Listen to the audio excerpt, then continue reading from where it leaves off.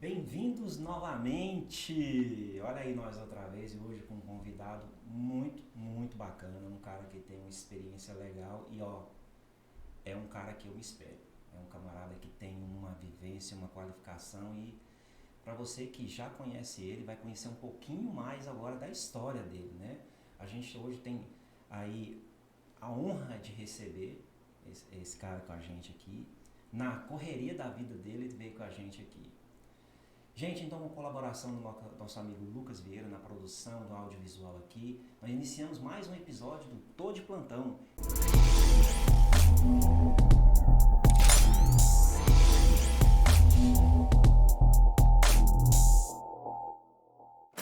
Hoje, com o nosso amigo Tony Regis. Ô, Tony, cara, bem-vindo, cara. Bem-vindo demais. Você não sabe a honra que a gente tem de receber você aqui.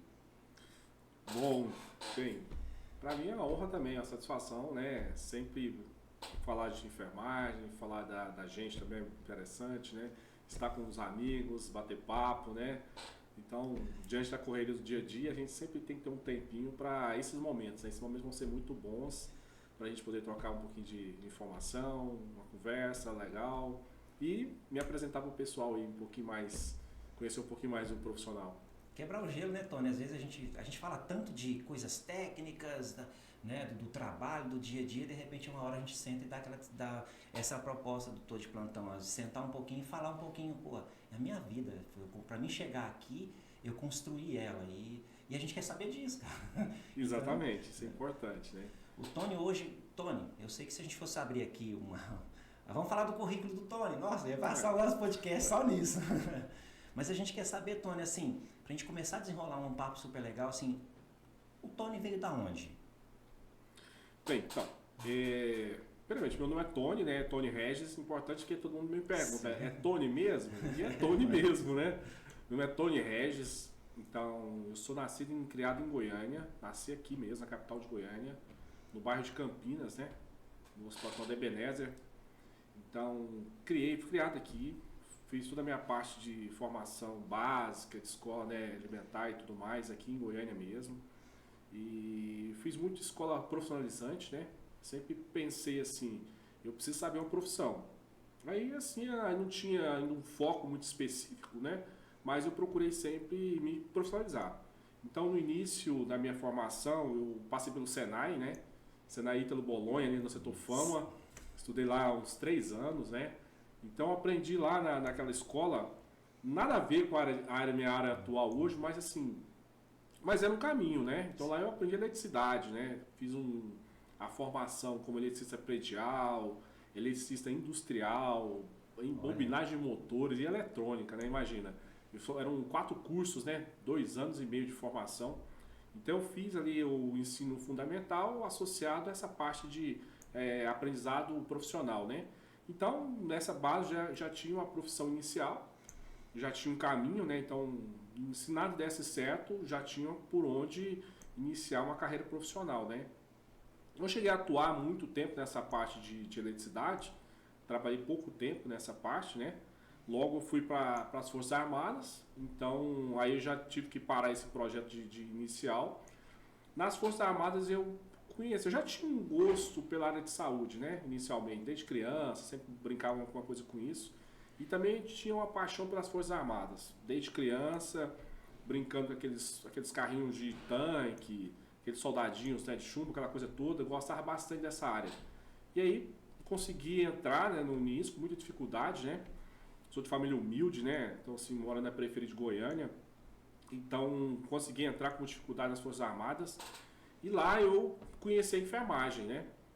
Porque lá você tem um processo ali de inicial, de entrada, que eles perguntam para você ali, e aí, você sabe fazer alguma coisa? Você sabe dirigir? Você tem alguma profissão? Aquela coisa toda. Você sabe, quando falou assim para mim assim, você sabe aplicar injeção? Eu falei, sei. olha. E essa foi minha deixa, né? Então essa foi minha entrada, né? Eu falei que sabia, né? Que eu estudava muito, né? Essa área de saúde, né? Mesmo sem nenhuma formação específica. E aí eu entrei já trabalhando ali nessa parte de posto médico, né? Então você já entrou ali. Porque naquela época a enfermagem operativa, naquela época não tinha uma formação específica, né? Você entrava na área ali dentro daquele contexto, você não era cobrado uma formação específica regular, a né? gente teve um participante com a gente aqui, o professor instrutor Marcelo Herculano, que também fez a parte de enfermagem operativa. E ele estava explicando pra gente que quando ele entrou para fazer a prova, né, aí ele tinha 12 ou 13 situações que ele podia escolher para onde ele ir, né? E ele falou, não, eu quero enfermagem. E o cara falou, mas é a parte mais difícil, cara, de conseguir. Eu falei, não, mas eu quero. E ele entrou, conseguiu, fez a parte de enfermagem operativa e é um cara que hoje aí, né, dispensa comentário. A gente percebeu que desde o começo você já vem pensando em ter uma profissão, né? Que é bem difícil hoje em dia, você vê isso em molecada, né? Molecada que dá videogame, não sei o quê. E assim, eu também eu tenho um pouco da mesma academia que você de infância, assim. Eu também, quando meus 14 anos, 13, 14 anos, já na adolescência, já pensei, cara, o que eu vou fazer da minha vida? Exatamente. Já estava preocupado, né? Infelizmente eu não pude servir, infelizmente mesmo. Mas eu fui dispensado quando eu cheguei lá, era em Sinop, no Mato Grosso, Sim, eu fui dispensado. Mas aí você entrou, começou a trabalhar na enfermagem lá. Exatamente. Lá dentro você já comecei naquela questão de posto médico, né? Você já estava dentro da enfermagem ainda e vai aprendendo no dia a dia ali, né? Então foi a minha experiência inicial, mas serviu para realmente falar assim, é isso que eu quero, né? Então esse processo lá me deu realmente reforçou meu interesse, né? Pela categoria, pela profissão. Apesar que eu fiz outros cursos paralelos, né? Fiz curso de segurança VIP, fiz curso de segurança patrimonial, curso de vigilante, então fui fazendo paralelamente vários cursos também, né? Porque você não tinha uma certeza, né? Nas Forças Armadas você não tem uma certeza, porque ele é temporário, na época a gente chamava de EV, né? Efetivo variável, então você não tinha uma segurança de ficar. Então você tinha que ter outras formações. Então, paralelamente eu fui fazendo outros cursos, né? Para me dar uma base, caso não desse certo ali, tivesse que sair, né? Com o tempo ali você sai. E você não conseguisse o engajamento, né? Isso precisava de toda uma certa de conhecimento com pessoas, uma certa know-how ali para você conseguir um engajamento. Não é tão fácil. Então eu fui preocupar também sempre em ter uma outra opção. Fui fazendo curso de segurança, como eu estava formado nessa formação militar, eu aproveitei isso e fui fazer então cursos na área de segurança, né? Então fui para a escola de vigilantes, escola de segurança FIP, né? Aquela coisa toda, me formei nessa parte também. Também não cheguei a atuar, mas era uma base, né? Sim. Aí a partir de então, eu entrei na faculdade, em 97, estava ali nas Forças Armadas ainda, naquela transição.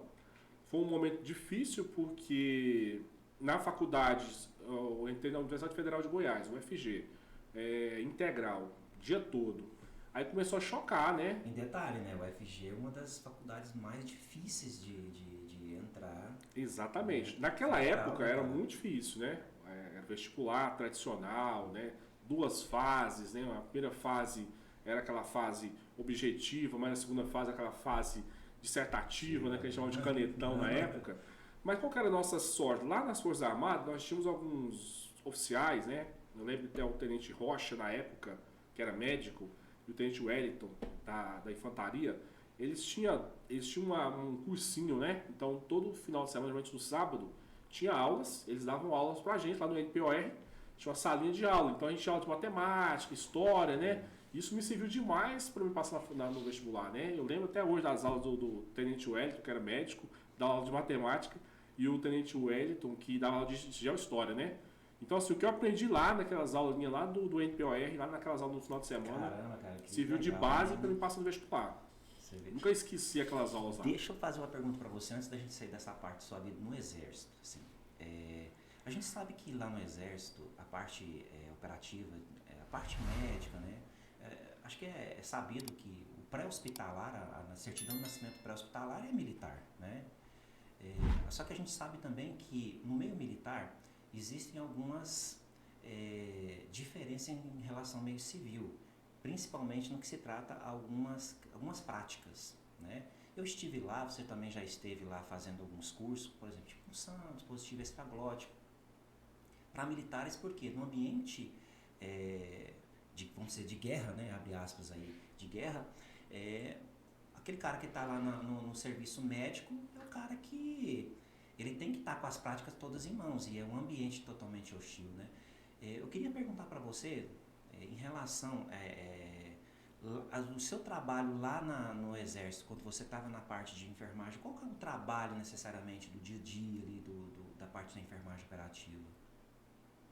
Então, são várias rotinas, né? Uhum. Então, basicamente, a rotina nossa lá, você tem dois momentos. Ou a escala diretamente no posto médico, aí você vai receber aqueles militares que, por algum motivo, dão entrada lá no posto médico, geralmente dor, geralmente problemas gastrointestinais, né, alguma coisa assim, aí você vai seguir as prescrições, Ambulatório, né? ambulatório convencional. E um outro momento é escala em serviço e em missões. Então, por exemplo, você tem muita missão assim. Toda incorporação de novos soldados, você tem que ter uma equipe médica lá. Equipes especiais vão fazer missão em campo, então você tem que ter uma equipe médica que acompanha, né? Aí a gente vai numa ambulância tradicional, né? Tem a ambulância tradicional, e você acompanha durante essas missões. Então, durante todo o tempo que decorrer da missão, tem que ter alguém do grupo médico lá, presente o tempo todo lá. Aí é onde a gente faz o APH tradicional, né? Como a gente não tem, assim, essa situação do Brasil, não tem essa, vamos dizer assim, expertise em estar em combate real, né? De realmente estar participando constantemente de guerras, né? Normalmente na nossa atualidade. Então, você não tem aquela vivência de ter essa experiência em campo de batalha, né? Então, a gente acaba participando de missões. Porém, você é formado dentro daquele contexto para atuar em campo de batalha. Então, se tiver realmente uma situação real de conflito, você sabe o que fazer. Você sabe o que fazer. Então, você vai dar o suporte e o atendimento pré-hospitalar realmente em situação de conflito, né? Que a gente chama que é com base no TC3 mesmo, né?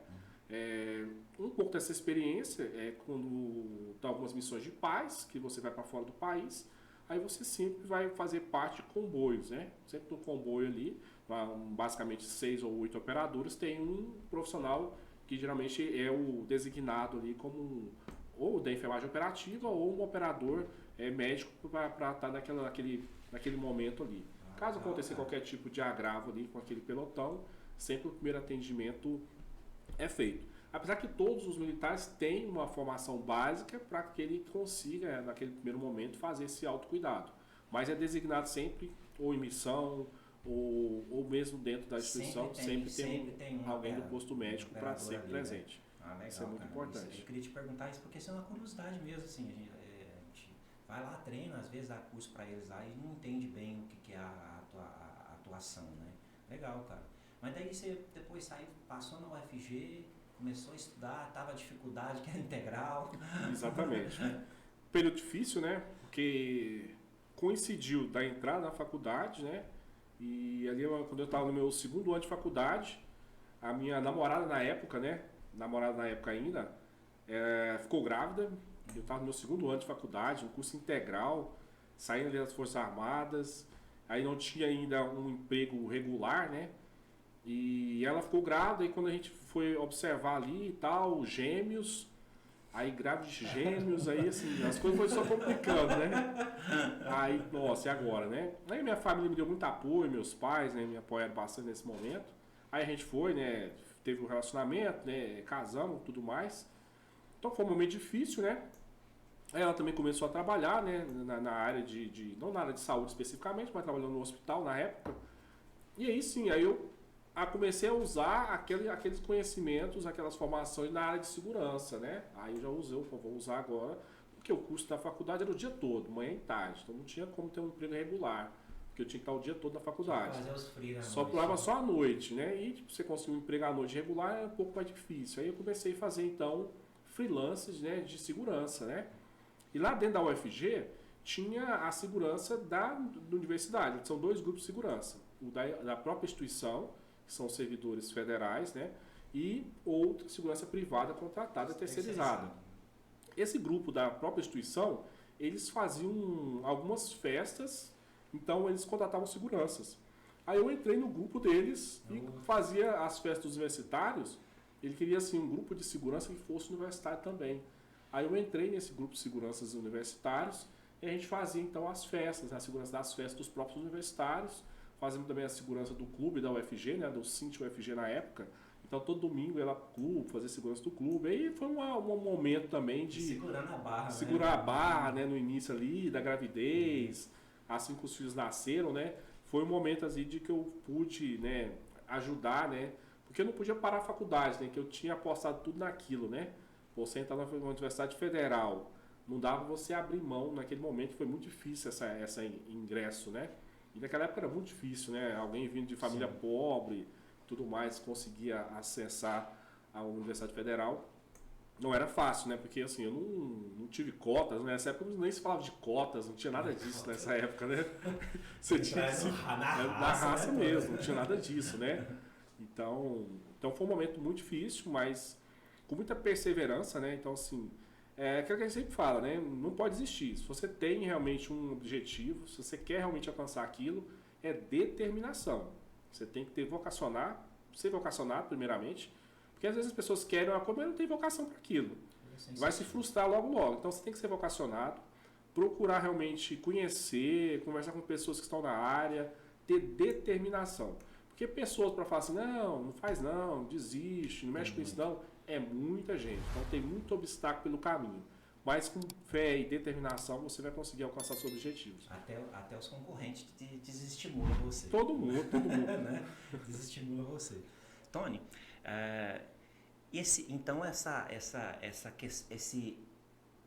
APH, ele é na essência de você, né? Ele já está em você mesmo quando você estava no quartel, já é uma coisa que já antes mesmo da gente falar em portaria 2048, instituição de rede SAMU, a coisa já estava em você. Você vê que quando você fala de, puxa, vocacionar, você tem que realmente saber que aquilo ali é para você. A gente percebe que a coisa estava em você já. Sim. Né?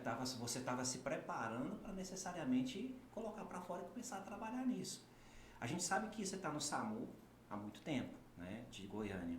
Mas antes mesmo do SAMU, você chegou a trabalhar em algum serviço pré-hospitalar, alguma outra coisa? Ou foi realmente lá que começou tudo? Então, como você falou, né? Só que naquela época você estava ali atuando, só que a gente não tinha não tinha esse termo ainda, né? Não usava essa nomenclatura, você não tinha noção desse tipo de atendimento pré-hospitalar, a gente não via como dessa forma naquela época, né? Realmente lá nos princípios, mas não tinha esse conhecimento, né, como a gente tem hoje, né? Então, assim que eu terminei a faculdade, ainda no meu último ano de faculdade, eu comecei a ser bolsista, né? A gente conseguiu uma bolsa de trabalho no próprio Universidade Federal, ali no HC. Ela ofertava algumas bolsas de trabalho para os acadêmicos. E eu comecei, né, nessa bolsa na clínica cirúrgica. E ali essa bolsa foi importante para mim porque eu conseguia ter mais práticas que eu não tinha na faculdade. Então eu fazia uma bolsa ali de ficar muitas horas no hospital, então eu consegui ter uma expertise, uma habilidade muito grande, porque a gente tinha oportunidade, por ser acadêmico, oriundo dali dentro, você tinha um acesso maior, então eu tinha muita oportunidade de fazer muitos procedimentos e aprender muita coisa durante esse período de bolsista, né? E aí assim que eu me formei, a universidade tinha ainda a Fundac, né? Hoje virou EBSER, né? Mas na época era Fundac, e eu fui contratado pela Fundac. Então, assim, no primeiro dia que eu formei, eu já fui contratado pela Fundac. Já fiquei no pronto-socorro lá do HC na época, né? Naquela época ainda ele era porta aberta, né? Era. Hoje já não é mais, mas naquela época era porta aberta, então eu já comecei a atuar no pronto-socorro. Eu lembro até hoje, comecei a atuar no carnaval.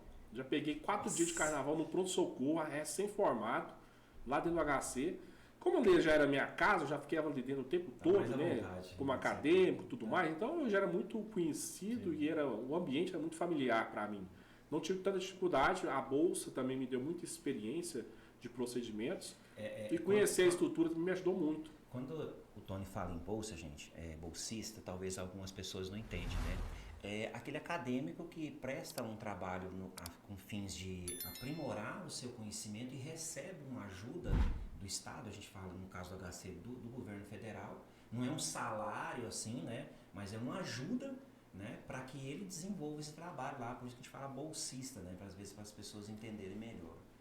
Exatamente, eu já nem sei se esse programa continua, mas é justamente isso, né, a gente passa por uma seleção, você tem que estar regularmente matriculado, né, nota, aquela coisa toda, e você tem essa ajuda financeira e você cumpre uma escala numa clínica determinada dentro daquela instituição.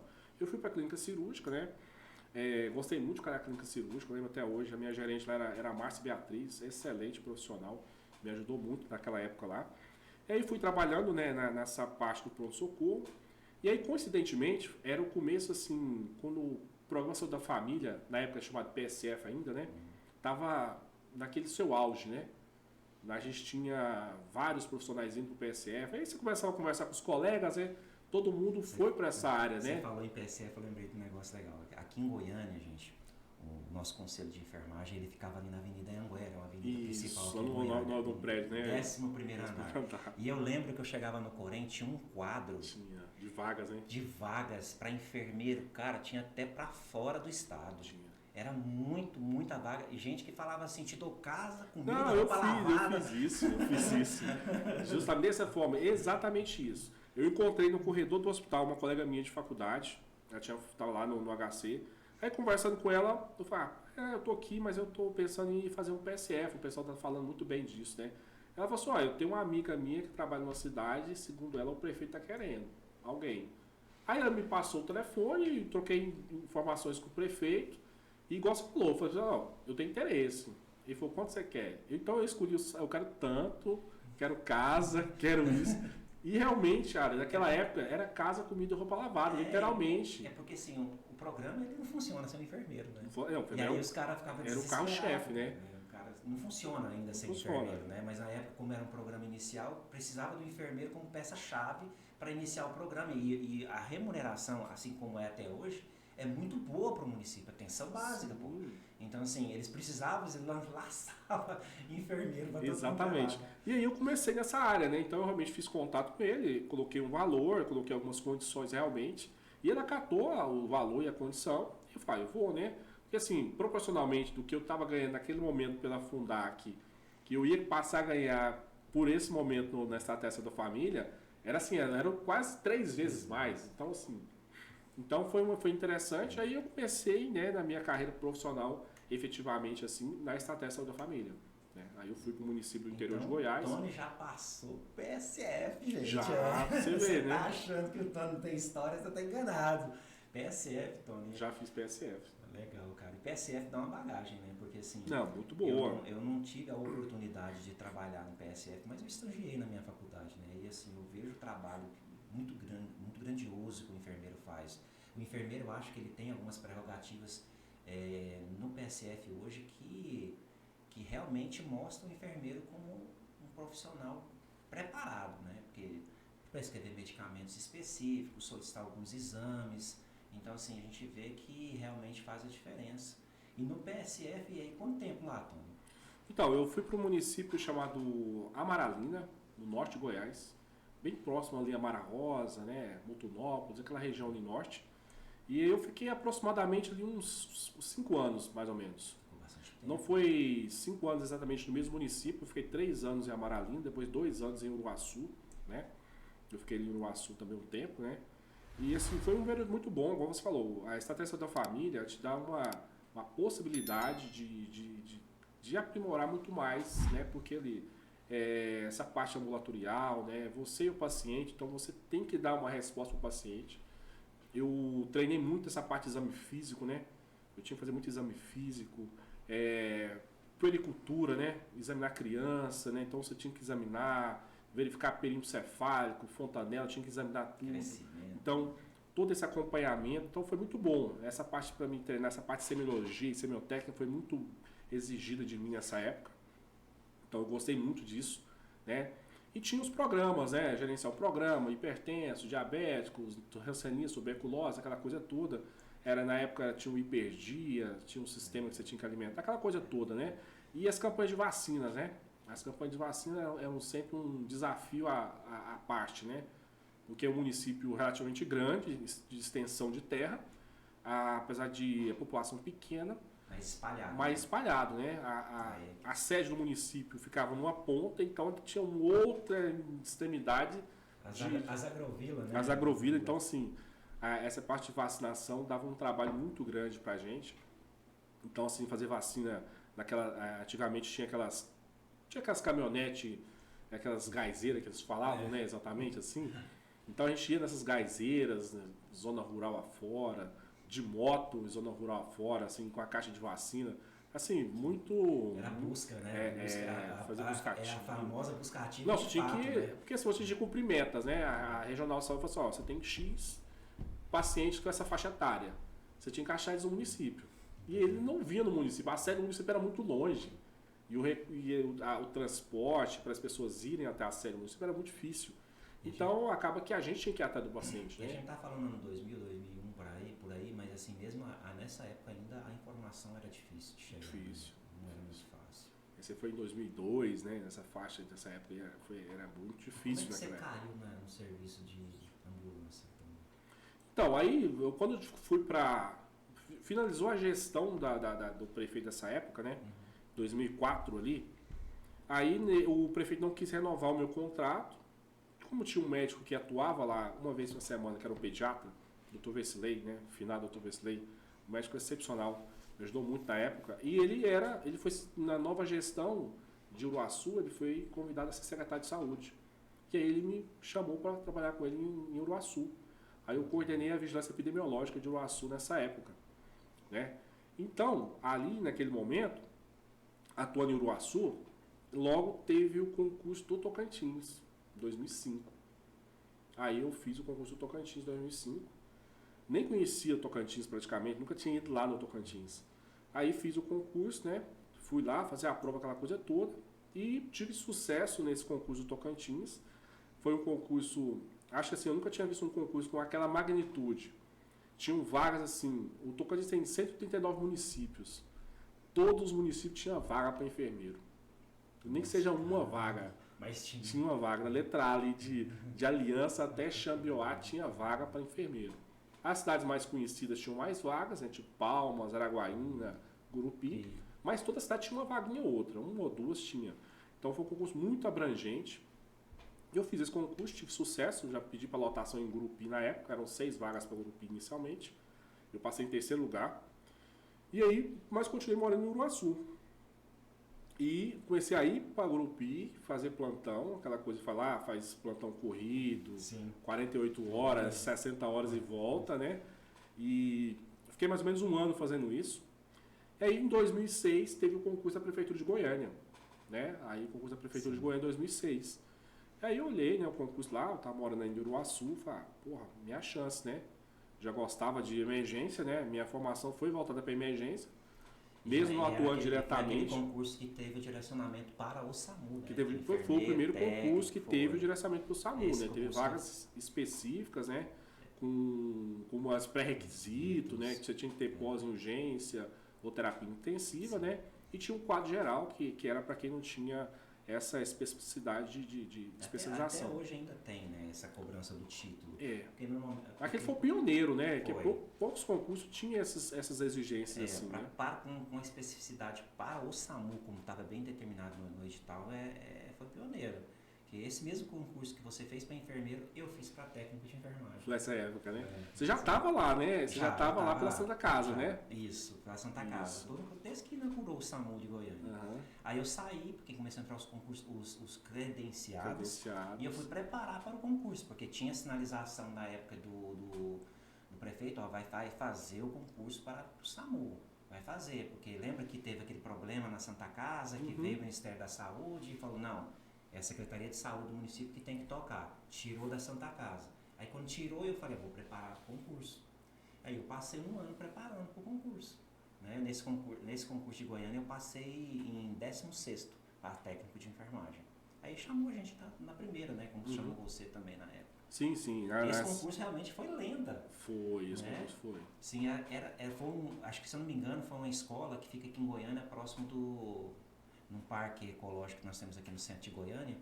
E aquela escola ficou só para quem ia fazer concurso de SAMU. Foi, exatamente. E aí, nesse momento, né, quando eu vi aquele concurso, eu falei assim, cara, essa é a minha chance, né? Eu já gostava de urgência, né? Eu lembrava muito dos meus estágios no Hugo, né? Com o Silvio, né? O professor Silvio Queiroz, que é uma lenda, né? Foi meu mentor, um cara que me inspirou muito na urgência, né? Devo muito a ele, que é um cara, a minha referência na urgência mesmo, foi o Silvio. E a gente fez estágio com ele lá no Hugo, né? Naquela época o Hugo era um caos, né? Parecia um hospital de campanha aquele Hugo ali. Era muito desorganizado, mas assim... E era tudo ali, né? Chegava de tudo. Concentrado era ali, né?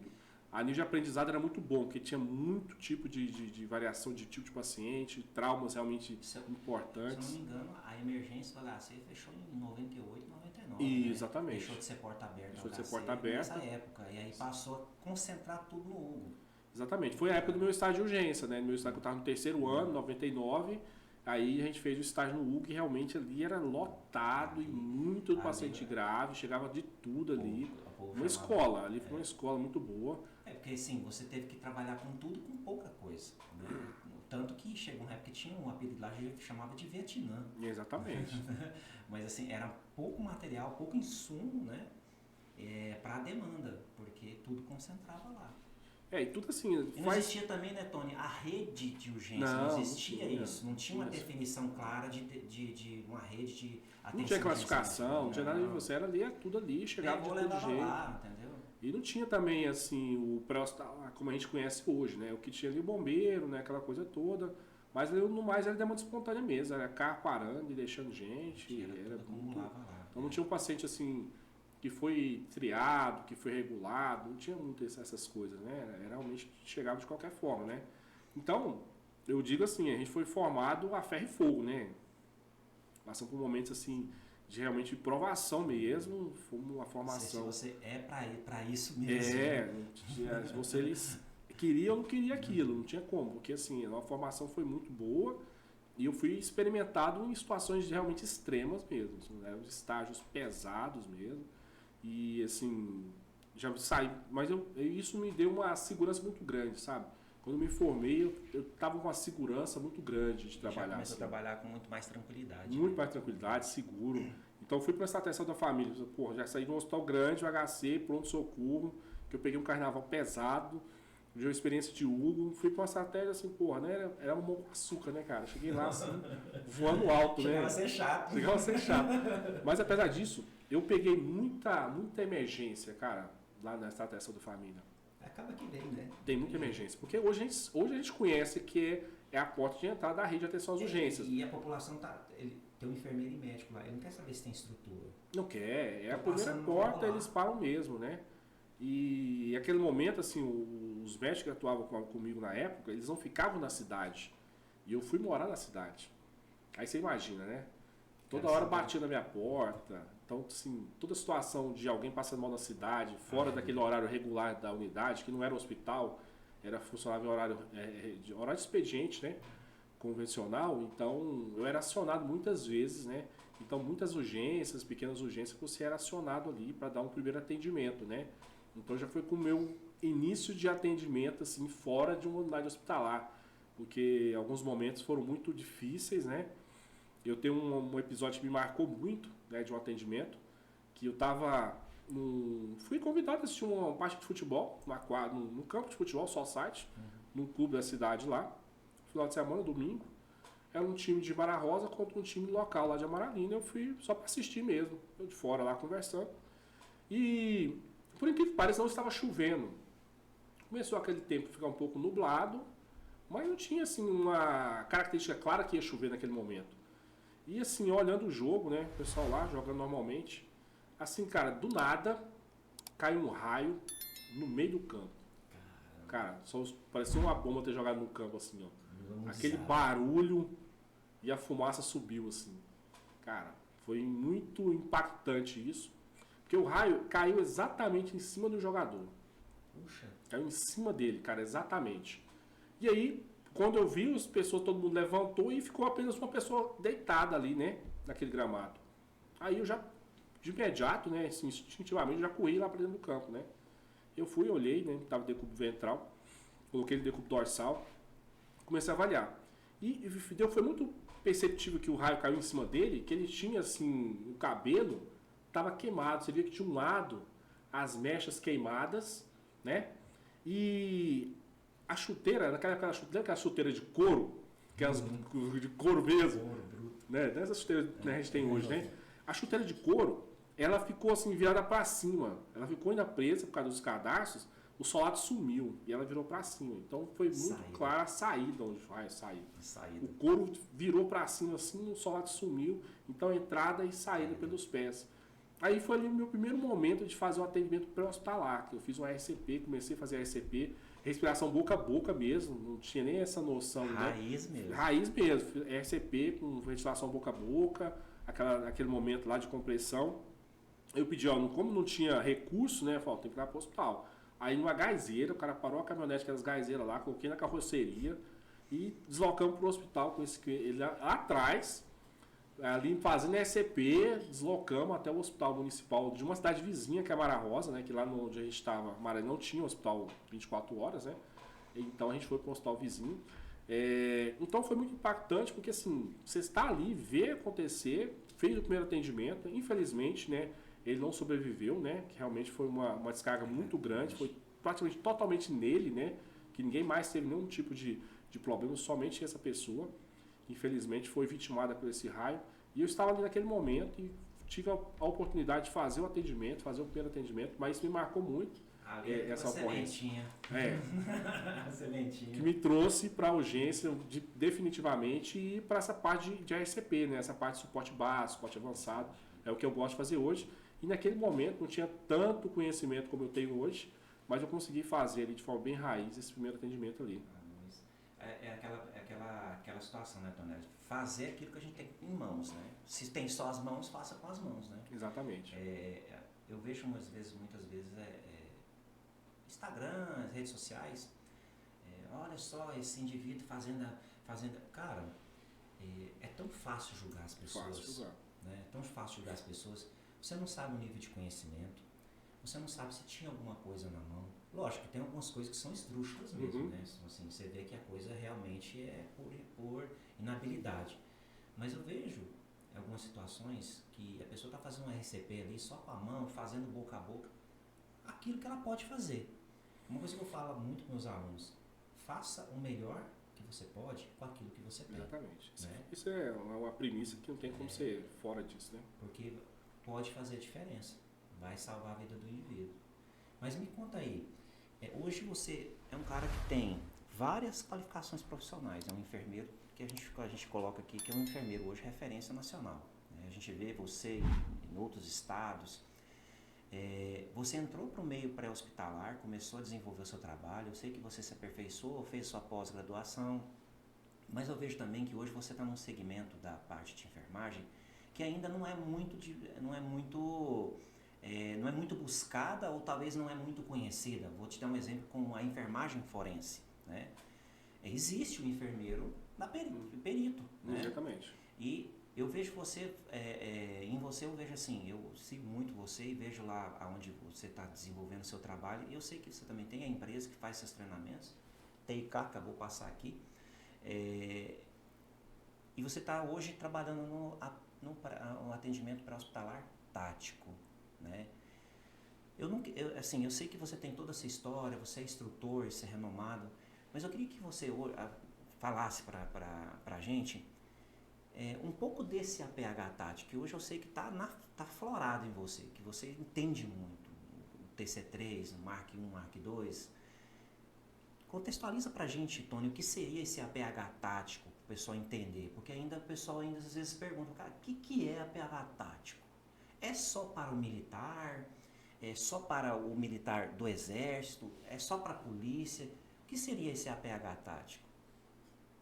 Muito interessante. Então, realmente, assim, eu quis aproveitar duas expertises, né? Um pouco da formação militar e voltada também, né, para a minha área de saúde, né?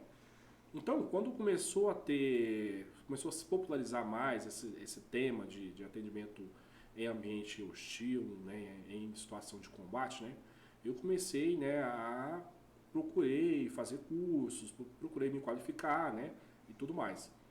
Então, nós temos basicamente... E não é barato, né, Tony? Porque as pessoas não. dizem, pô, o cara é referência, não sei o quê, custa caro. Mas uma coisa que ele falou que é interessante, se você acredita naquilo, é sua vocação, você sabe que é isso que você quer, investir é investimento, não é gasto. Né? Exatamente. Isso aí, os louros, o reconhecimento vem depois. Só para contextualizar. São investimentos que a gente sempre faz, porque assim, em educação você nunca vai errar, porque uma hora ou outra você vai precisar daquilo. Né? Eu sou exemplo disso. Né? Quando eu fiz o meu curso de segurança, eu achei, cara, nunca vou ser segurança, mas quando eu cheguei na faculdade, que eu não tinha minha mulher grávida de gêmeos, eu não tinha como trabalhar, eu vou trabalhar de quê? O curso de segurança que eu fiz lá, o investimento que eu paguei a segurança VIP, me ajudou. Né? Naquele momento foi útil, né? Você não sabe aonde vai usar, mas foi importante eu ter aquela formação que me abriu uma porta e naquele momento foi interessante. Então, hoje a gente tem duas vertentes do APH tático, né? Que a gente fala. O APH tático ele é dividido em duas vertentes. O APH das Forças Armadas, Certo. Exército, Marinha e Aeronáutica, que é o TC3, Tático Casualty Care, e o APH tático voltado para a área policial. A gente chama o APH policial, né? Que aí vai entrar Polícia Militar, Bombeiro, Polícia Civil, Polícia Federal, PRF, né? Guardas metropolitanas e tudo mais. São essas duas vertentes que nós temos. O que vai mudar exatamente? A filosofia.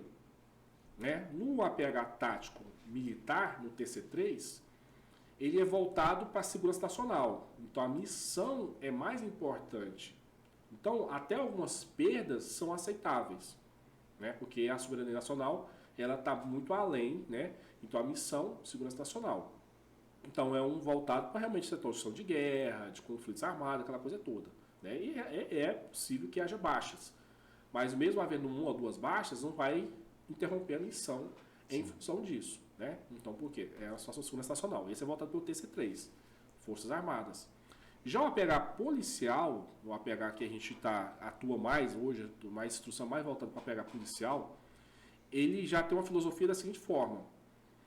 Você tem uma missão inicial, porém, se um dos militares, um operador for ferido, a missão muda o foco. Aí já vira uma missão de salvamento e resgate. Ou seja, se eu estou lá na perseguição, se o policial está na perseguição de qualquer tipo de agressor, né, um meliante que foi condenado ou está acusado, está em perseguição. Caso esse policial seja baleado, deixa ele embora. Agora a missão não é mais ir atrás, fazer a apreensão. A missão agora é de resgate, é salvar aquele policial ferido. Porque aquele meliante pode ser, em outro momento, vai ser feita a sua busca e captura. Porém, naquele momento, então muda o foco da missão.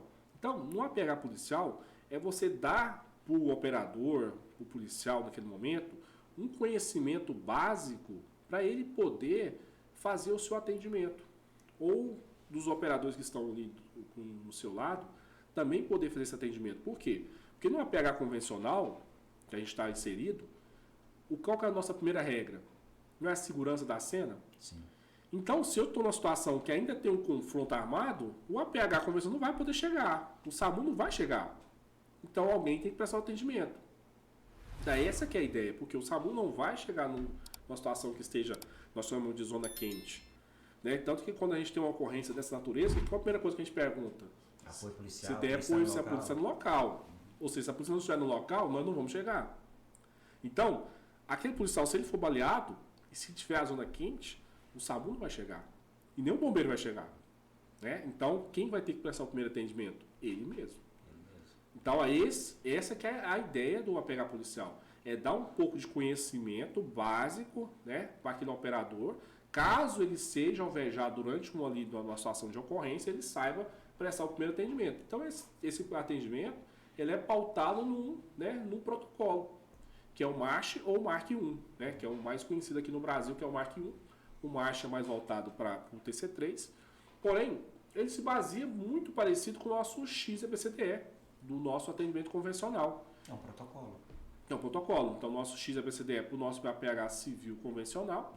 E o MARC 1, por exemplo, é um protocolo voltado para o policial, né, os operadores da segurança pública, em situação que ele vai seguir um protocolo, seguindo aquela mesma, né, hierarquização do que mais mata no trauma, né, que é o sangramento. A gente teve um policial aqui, Tony, chama Jânio, que ele fez um atendimento, ele fez um curso, né, e ele carregava o torniquete, né, o torniquete da Desmos, né, e ele, o indivíduo, a vítima foi alvejada assim, sofreu um atendimento, uma lesão por arma branca, né, cara, na hora ele não pensou duas vezes, ele passou o torniquete na perna do indivíduo e salvou a vida dele. Assim, uma história muito bacana, tá nos nossos episódios lá no nosso canal. E ele falou, cara, o tanto que o torniquete fez diferença, assim. E ele viu a coisa mesmo. Ele falou, cara, a gente faz o curso, a gente não tem noção de quanto que realmente faz diferença na hora que você aplica realmente na vítima, ou talvez nele mesmo, né? E dentro do APH tem a questão do uso do torniquete, né? O alto uso do torniquete. Exatamente. Né? Um dos princípios do protocolo, que é o MARC, né? Que a letra M é justamente a equivalente à nossa letra X, que são sangramentos, né? Lesões. A gente sempre fala assim, um sangramento que você não tem controle, né? Um sangramento descontrolado. E uma das formas de fazer esse controle é com o uso do torniquete, né? Então orientado, instruído e treinado a alta aplicação do torniquete, né? E a gente ensina e instrui várias formas de aplicação de torniquete, justamente para quê? Porque o operador saiba aplicar o torniquete e controlar imediatamente a hemorragia. A gente sabe que se o paciente continuar com sangramento, em poucos minutos ele vai começar a ter perda de consciência útil, aí já não consegue fazer mais nada, ele vai ficar confuso e aí a gente sabe o que vai acontecer. Agora, uma coisa importante nesses cursos de APH com tático e convencional, uma coisa que eu observei nesses anos dando instrução para segurança pública e tudo mais. Uma coisa que ainda não vi ainda nos profissionais de saúde. O operador, quando você dá uma instrução, ele internaliza aquilo para ele. Ele compra a ideia. Ele não fica refém assim, não, se o meu serviço comprar, eu uso. Se não comprar, eu vou esperar acontecer. Ele vai e compra. Então, se ele realmente põe o curso, ele leva para a vida dele o curso. A gente não vê muito isso no profissional de saúde. Você dá uma instrução, você fala torniquete, qual que é? É tanto. E vou esperar vocês comprar um dia. Sabe? O policial não, você fala para ele, cara, quando você vê no outro dia ele já está com o torniquete na mão. Mesmo nem todos têm um salário lá, essas coisas, né? Nem todos ganham tão bem assim. Mas ele pensa realmente, o curso tem que fazer a diferença.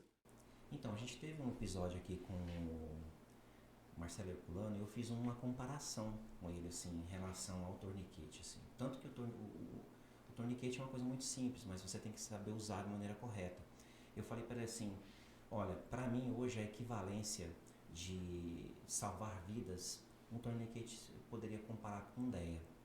Porque assim, o DEA ele foi feito com uma criança de 6 anos, né? O torniquete ele tem que ser algo também que todos têm que conhecer e têm que ter acesso. Ele até fez uma ponderação e falou, olha, no aeroporto lá nos Estados Unidos, você vê o DEA e o torniquete do lado. Né? Que é uma coisa bem acessível, né? E realmente essa questão da pessoa acreditar no potencial do equipamento que faz a diferença, adquirir de forma ele mesmo comprar para ele, eu vejo isso também. A gente tem no nosso curso aeromédico, a gente tem a oficina de um Stop the Bleed dentro, né? É fantástico, Tony. Os caras saem do curso e falam assim, aonde que eu compro? Eu quero isso aí, eu quero comprar isso aí para amanhã, eu quero voltar pro serviço com isso aí, com o torniquete na mão. E não é indução, cara. Não é indução. Você não chega e fala assim, você tem que comprar, cara, vai fazer diferença, não sei o quê. Não, você começa a dar o professor, eu não sou instrutor de Stop the Bleed, mas é o professor Elisângelo, senão é o professor Igor Araújo, que às vezes dá pra gente lá. Então, quando eles terminam, você vê que eles dão uma instrução, assim, super técnica, só que a pessoa, ela percebe a diferença que faz. Sim. E ele, não, eu quero comprar isso aí, me fala onde eu vou comprar. Aí você vê os caras bisurados, assim, no trabalho, com o torniquete no peito, ou parado na cintura aqui, porque eu quero usar, cara. Precisar, eu quero usar. Exatamente.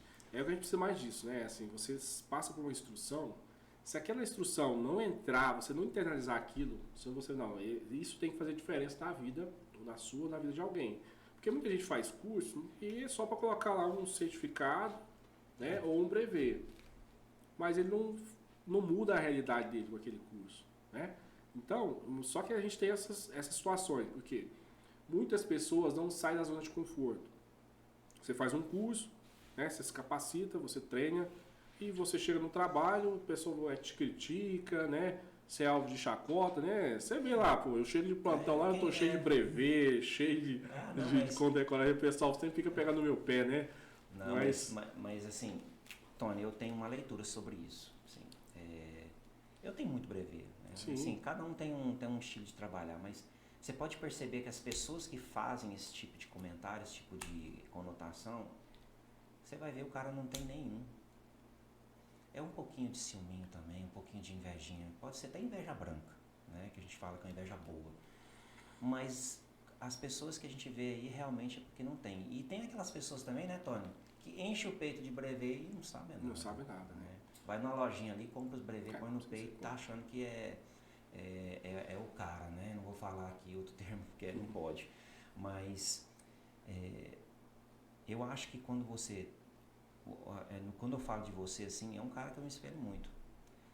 E eu nunca esqueço do episódio lá que a gente foi fazer o curso lá, a prova para poder entrar no aeromédico, primeira vez, né? Pô, o Tony passou, cara, ainda vou chegar nesse trem, vou passar nesse trem também. Então, assim, eu acho que você mostrar o que você tem, o que você faz, não tá errado para ninguém, entendeu? Realmente tem umas pessoas que criticam, mas eu particularmente, eu acredito que você tem essa mesma filosofia, tá pouco preocupado com isso aí, né? Estar preparado é diferente de não estar. Exatamente. Bem assim, não tem como fazer o tipo de avaliação. Mas a gente vinha no APH tático. Hoje você está na parte da instrução de APH tático, né? A sua empresa é a TIK Sim, Treinamentos, sim. né? Exatamente. Então, eu tive uma formação recente agora, né? Entrando no Comitê Brasileiro de APH Tático. Eu fiz a formação para ser um dos multiplicadores. Até então, eu fiz só o curso inicial, o curso básico, que a gente chamou o curso de operador, que é o Mark I. Então, eu tive a oportunidade, a grata satisfação de receber o convite para fazer o curso de multiplicador, né? Então, nessa condição, eu fui para Brasília, fiquei uma semana de treinamento. A gente finalizou ministrando um curso para um grupo que veio, né, de Brasília mesmo e de fora, para fechar nossa formação como multiplicador, né? Então, agora fazendo parte do Comitê Brasileiro de APH Tático, como multiplicador, vai me dar a oportunidade de ministrar o curso para a segurança pública, né? Porque a proposta do comitê é uma proposta de realmente treinar a segurança pública do Brasil, né? Então, é uma entidade sem fins lucrativos que realmente visa, né, capacitar o máximo de operadores da segurança pública possível e também tem uma particularidade de fazer isso, estender isso para as equipes do SAMU também. É uma das coisas que me chamou muita atenção, que é poder levar essa formação do protocolo Mark I, que é o que o comitê traz para a gente, tanto para a segurança pública como também para a equipe do SAMU, que é um dos meus objetivos, é capacitar o SAMU nessa proposta, né, do APH policial, do APH do protocolo Mark I. E dentro do comitê, a vantagem é que as forças de seguranças elas podem usar, né, o brevet do comitê na farda, né? Então é uma coisa que é reconhecido pela instituição, uma coisa que tem uma chancela bacana, né? Então, Questão de competência, né? Você tem todo o reconhecimento, tem toda a prerrogativa para poder estar fazendo a instrução. Isso é muito bacana. Eu sei que você é um cara que busca muito isso, né? A gente está falando aqui que você está se tornando multiplicador do APH pelo Comitê Nacional, mas você também tem outras instruções, né, Tony? Além desse APH tático, eu vejo que quando você fala assim, você fala com o coração, com a alma, porque é algo que realmente você faz, que você gosta muito. Você também é instrutor de ACLS, né, Tony? E de outras práticas aí, não é? Exatamente. Assim, aqui em Goiânia, nós temos um parceiro, né, que é um centro de formação, que é um curso que está voltado mais para a parte de pós-graduações, que é o CEM, né? Então, o CEM, ele é uma entidade aqui de Goiânia, onde eu fiz a minha primeira pós-graduação em terapia intensiva na época, né? E aí, desde então, fizemos essa parceria, né? O pessoal sempre me tratou muito bem lá. E lá sempre trouxe cursos aqui para Goiânia voltados para essa área, né? Cursos de suporte básico, os PHTLS, sempre que eu comecei a fazer sempre por eles, né? Foi os que foram os pioneiros a trazer esses cursos assim de forma mais regular para Goiânia, né? E aí eu sempre busquei assim. Mas eu vejo que você viaja o Brasil inteiro dando Isso, curso, hoje né? eu viajo o Brasil todo. Por quê?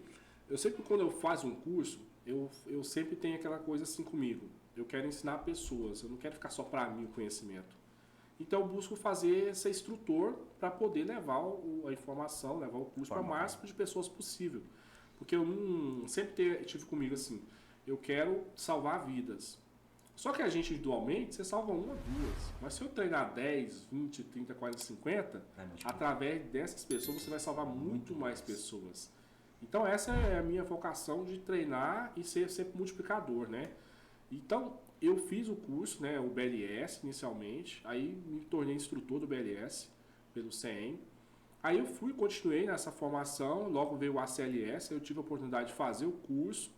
Durante o curso, com um bom aproveitamento, fui convidado a fazer o curso de instrutor, fiz o curso de instrutor do ACLS. Eu acredito que naquela época, acho que eu fui o primeiro enfermeiro instrutor do ACLS do estado, né? Eu acho que naquele momento, eu acho que fui um dos primeiros a ser enfermeiro instrutor do AC. Depois continuei, né, na formação, logo teve a oportunidade de fazer o PAUS. Aí fiz o PAUS, aí tive um bom aproveitamento durante a formação do curso de aluno, aí tive o convite para ser instrutor do PAUS. Aí fui buscar a formação do PAUS, né? Me tornei instrutor. Também acho que fui o primeiro instrutor do PAUS enfermeiro do estado. E aí, dentro do protocolo da América Heart, quando você ministra mais de 10 cursos, e se for interesse do centro, você pode ser facultado. O facultado é um instrutor, que ele funciona como diretor acadêmico do curso. Legal. E ele também pode auxiliar na formação de novos instrutores. Olha que legal. Então, dentro desse contexto, eu me tornei facultado dos 3 cursos, do BLS, do AC e do PAUS. Hoje, no estado de Goiás, eu sou o único profissional que é facultado dos 3 cursos, né? Porque nós temos médicos lá, mas ele é facultado do AC, ou é facultado do PAUS. Então, mas dos 3, na sequência, eu sou o único que sou facultado dos 3 cursos, né? Olha isso aí, gente. Então, o que acontece hoje? A América Heart, no Brasil, ela tem uma política da seguinte forma. Para ser um centro da América Heart, você tem que estar vinculado a uma instituição de saúde, um hospital, ou uma faculdade. Então, é difícil uma empresa privada conseguir hoje ter a chancela da América Heart no Brasil. O Brasil tem as suas entraves que dificultam as coisas, né? Fora é mais fácil, no Brasil tem esses entraves. Então, o que acontece muito? Algumas empresas de outros estados, né, por algum motivo ele não conseguiu ser centro da América Heart lá no estado dele. Aí o que ele fez? Ele procura um centro que já é chancelado para ser sítio desse centro. Então, por exemplo, às vezes tem uma reserva de mercado no estado. Então, por exemplo, vou dar um exemplo aqui. No Rio de Janeiro, tem vários centros da América Heart. Só que teve uma empresa lá que queria ser centro. Só que ela não conseguiu parceiros no Rio para que ela fosse sítio desses centros. E essa empresa, então, procurou em Goiás, o CEM, para ser um sítio do CEM. Entendi. Aí ele foi sítio lá no Rio de Janeiro. Isso, lá no Rio de Janeiro. Então, aquela empresa lá do Rio, através do CEM, aqui em Goiânia, ela virou um polo da América Heart. Então, ela pode ofertar cursos de BLS, ACLS, Entendi. Com a chance da América Heart. Então, como sendo um sítio da América Heart, o CEM sendo o responsável para manter, porque assim, quem é o centro é o CEM, porém aquela empresa tem uma responsabilidade com o CEM e através do CEM ela vai ser um sítio. Então o centro, que é no caso aqui em Goiânia o CEM, ele fica responsável também por aquele sítio. Então quando precisa treinar os instrutores, montar turma, então é onde entra o facultado. Então, por exemplo, eu fui lá no Rio, fiz o cheque dos instrutores deles, né? Eu fui em Ribeirão Preto, chequei os instrutores deles, fui em Porto Alegre, chequei os instrutores deles. Então o CEM tem vários sítios pelo Brasil afora, e quando precisa checar os instrutores, precisa ser um instrutor facultado. Então, eu como facultado, eu posso ir em alguns outros centros e fazer cheque de instrutores da América Heart. O Tony hoje é um multi, né? Exatamente. Multi. E a gente ainda nem falou um pouquinho do seu trabalho, que foi no serviço aeromédico, né? No Comando de Operações Aéreas aqui do estado de Goiás, que você desenvolveu também um trabalho muito bacana. Tony, a gente queria estender assim por mais e mais tempo, mas nosso tempo é pouco. Mas para finalizar aqui, me fala um pouquinho dessa sua experiência que foi lá no Serviço Aeromédico, né? Lá no Centro de Operações Aéreas do Corpo de Bombeiros do Estado de Goiás, né? Onde, não sei se você tá indo lá escalado ainda. Tô escalado. Eu também estou escalado lá, inclusive ontem eu tive de serviço lá. Me fala aí um pouquinho dessa sua vivência lá no Aeromédico. Bem, então assim, como eu falei do início, na minha vida nada foi fácil, né? Nada foi fácil. Muita dificuldade, muita determinação, né? Eu sei que na época, aquela seletiva inicial foi difícil, né? Teve aquela análise curricular, tudo bem, mas teve uma parte de TAF, física, né? E eu não estava muito preparado para a parte aquática, né? Ninguém estava preparado, então eu tive um rala muito na parte aquática para entrar, mas deu tudo certo no final. Mas lembra que tem um médico lá que até deslocou o ombro. Não, foi puxado, né? Foi tenso, né? Foi tenso, nosso TAF foi muito puxado. E assim, a gente conseguiu entrar, né, no serviço aéreo, naquela primeira turma, né? Participando do curso de formação, então é um curso muito difícil, muito sugado, né? Um curso de formação inicial, 3 dias, né? Uma sobrevivência muito pesada, tudo mais. Bem, aí vencendo, superando essa parte, iniciou o serviço, né? Então, o serviço aeromédico naquela época de resgate, né? Muito novo, né? Ninguém conhecia ainda, todo mundo começou a aprender, criando protocolos, né? Assim, eu me senti muita vontade, porque eu sempre, assim, o ambiente militar sempre me cativou, né? Então, eu sempre soube me importar, sempre gostei daquele ambiente de caserna, né? Então, foi muito bom isso. Acho que a parceria militar e civil, acho que casou muito bem ali, né?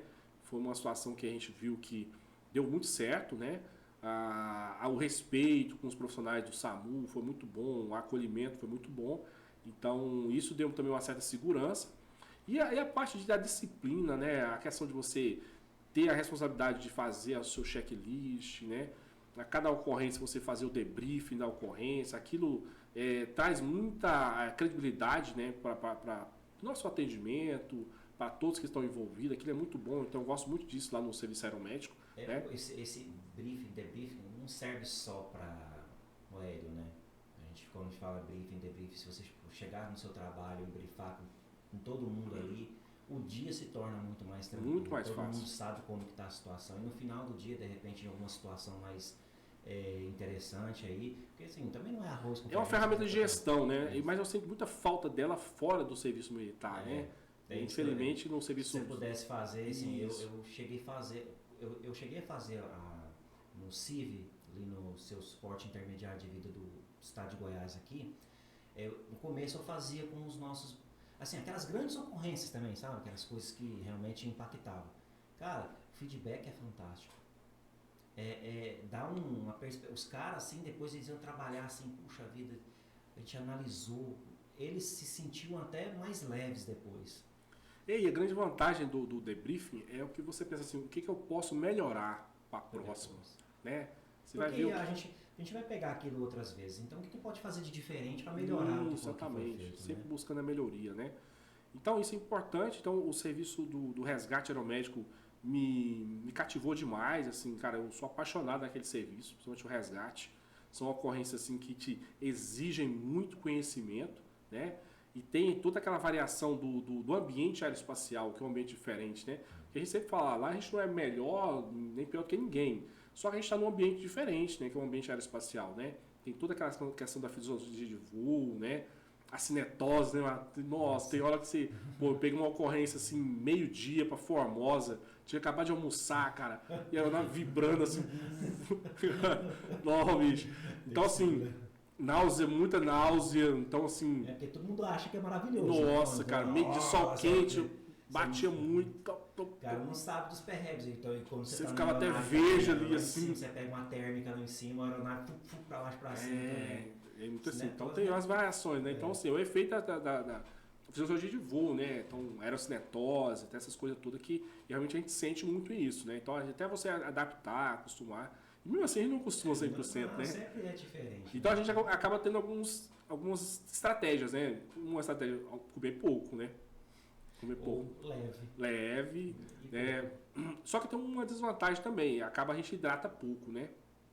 Porque não dá pra você encher a barriga d'água, porque você não vai ter como pousar não tem banheiro, não tem nada disso. Assim, o helicóptero, por mais que às vezes tenha aquele sistema de ar-condicionado, mas é quente, dá muito. Desidrata a gente muito. E a gente fica naquela questão da tensão. Tensão, é muito né? tenso. É tenso, porque uma emergência no ambiente fixo, você não está preocupado em volta, você está preocupado no paciente, está cuidando dele. Ali você tem que... um olho no paciente, um olho lá para fora, visualizando ali. Segurança do voo, responsável para todo mundo, né? Então, assim, são variáveis, né, que te deixam assim... Eu falo que depois que eu comecei a trabalhar no helicóptero, eu tive outra perspectiva em relação à ambulância. Porque eu estava na ambulância, sentava lá, e vamos pra ocorrência, né? Não, cara, agora eu entro na viatura, assim, isso tem muito tempo, né? Depois que eu comecei a voltar com o helicóptero, eu abro a janela e fico olhando lá fora, eu fico olhando em volta. Exatamente. Parou a viatura, eu abro a porta, eu olho antes de descer. Exatamente. Cara, uma postura totalmente diferente. Então, essas coisas que o aeromédico trouxe pra gente, né? Essa doutrina, né? Esses modos de operação diferentes, né? Que enriqueceu, né, o nosso currículo mais, né?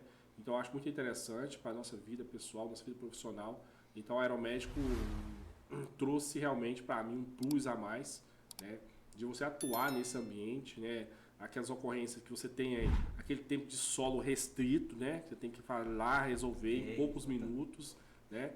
E o próprio ambiente cockpit pequeno da aeronave, né? Então, assim, restrito de espaço, de vítima, materiais. equipamento, mochila. Aí, no caso do helicóptero, ainda tem um tripulante operacional. É você trançando as pernas ali, faz daqui, faz ali. Exatamente. Aí te dá uma habilidade, né? uma destreza de vocês conseguir fazer o que tem que ser feito da melhor forma possível, né, num ambiente diferente, um ambiente mais restrito, um ambiente muito mais diferente do que a gente está acostumado.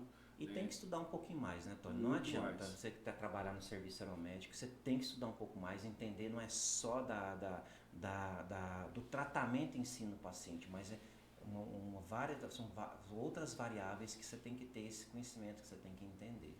Né? Que influencia muito na saúde, na dinâmica do paciente ali. Tony, e a TIK? Me fala, o que a TIK faz hoje? O que ela oferece hoje para quem está nos ouvindo nas plataformas de áudio, aqui no YouTube também? Quiser entrar em contato com o Tony, quiser contratar um serviço do Tony, hoje como que faz?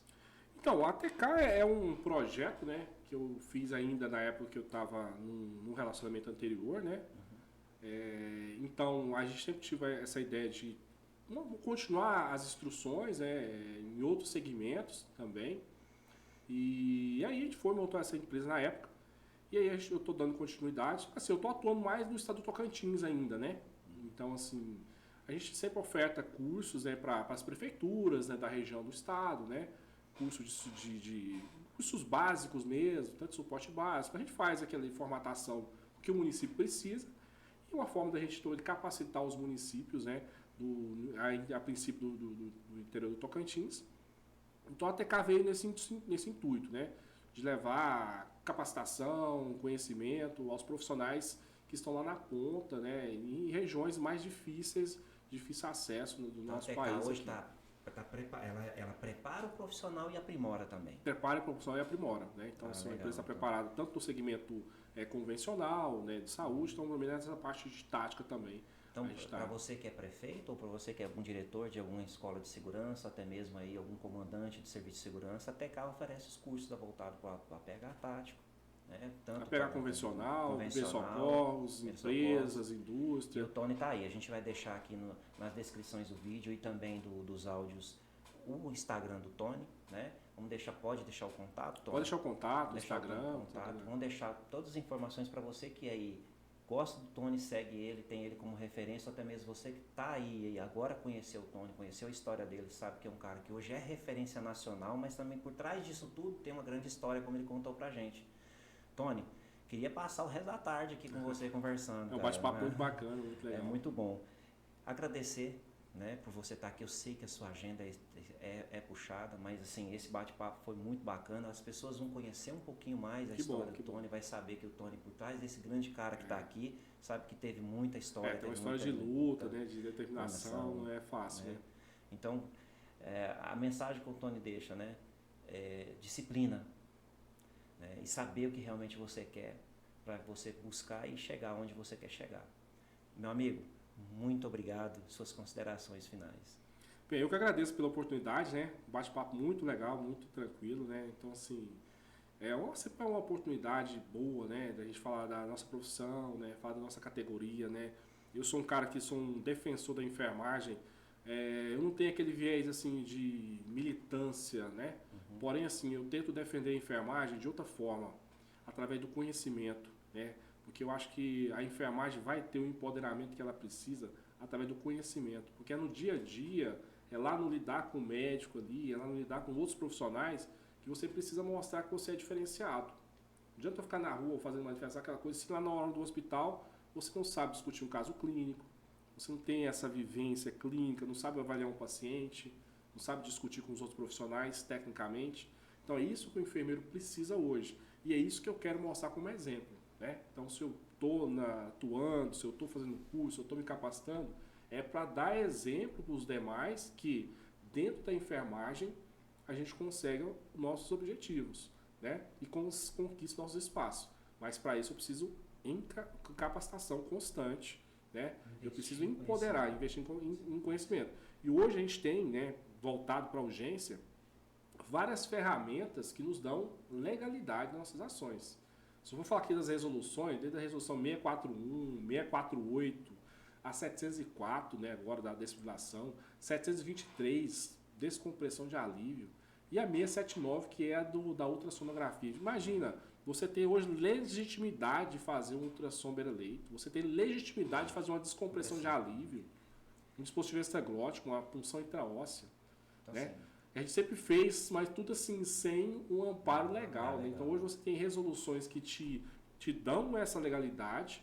Agora, precisamos estar habilitados para tal. E às vezes o profissional não tem essa virada de chave, ele acha que é automático. Não, você precisa se habilitar nesse procedimento. São as práticas avançadas de enfermagem. É através delas que a gente vai ter o quê? O empoderamento que o enfermeiro tanto busca e tanto realmente merece conquistar o seu espaço e seu lugar. Aí, gente, é conhecimento demais. A gente agradece demais, Tony. Obrigado, irmão. Obrigado, irmão. Obrigado mesmo, viu? Obrigado. Gente, esse foi mais um episódio do Tô de Plantão. Você já sabe, conhece, a gente vai falar para você. É um espaço reservado para trazer os grandes profissionais de todas as áreas de segmento do plantão para vir contar a sua história, mostrar que por trás de todo o trabalho, de todo o sucesso que tem hoje, existe uma história. Tá? Com produção do nosso amigo Lucas Vieira. Muito obrigado e até o próximo. Tchau.